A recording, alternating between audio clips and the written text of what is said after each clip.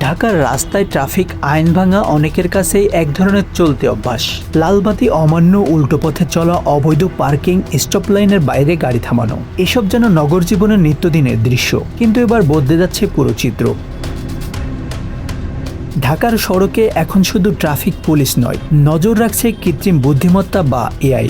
Dhaka metropolitan police চালু করেছে নতুন ডিজিটাল ট্রাফিক প্রসিকিউশন ব্যবস্থা, যেখানে সিসি ক্যামেরা ও সফটওয়্যার স্বয়ংক্রিয়ভাবে ট্রাফিক আইন লঙ্ঘন শনাক্ত করবে, মামলা তৈরি করবে এবং পাঠাবে সরাসরি নোটিশ। অর্থাৎ রাস্তার মোড়ে পুলিশ না থাকলেও আপনার প্রতিটি ভুল রেকর্ড হতে পারে। নতুন ব্যবস্থায় শহরের গুরুত্বপূর্ণ সড়ক, সিগন্যাল এবং ক্রসিংয়ে বসানো এআই সমৃদ্ধ ক্যামেরা যানবাহনের ভিডিও ও স্থিরচিত্র ধারণ করছে। এরপর ট্রাফিক প্রসিকিউশন সফটওয়্যার সেই ফুটেজ বিশ্লেষণ করে আইন ভঙ্গের প্রমাণ শনাক্ত করছে। যদি কোনো যানবাহন নিয়ম ভাঙে, স্বয়ংক্রিয়ভাবে মামলা তৈরি হবে। তারপর রেজিস্ট্রি ডাকযোগে গাড়ির মালিক বা চালকের ঠিকানায় পৌঁছে যাবে জরিমানার নোটিশ।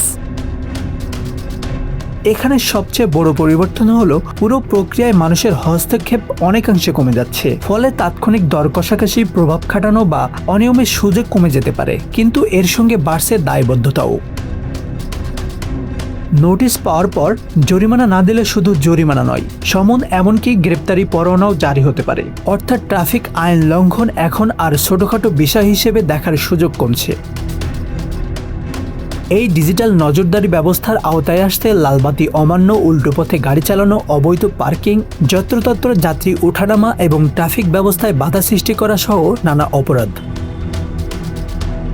ডিএমপির দাবি, এটি কেবল শাস্তিমূলক উদ্যোগ নয়, বরং ঢাকার ভয়াবহ যানজট ও বিশৃঙ্খল ট্রাফিক ব্যবস্থাকে নিয়ন্ত্রণে আনার আধুনিক প্রচেষ্টা। প্রযুক্তিগত এই ব্যবস্থার ভুল শনাক্তকরণ, তথ্যগত ত্রুটি বা প্রতারণার আশঙ্কাও উড়িয়ে দেওয়া যাচ্ছে না। ডিএমপি ইতিমধ্যেই সতর্ক করেছে, সিসি ক্যামেরার মামলার নিষ্পত্তির নামে কেউ অর্থ দাবি করলে তা প্রতারণা হিসেবে গণ্য করা হবে।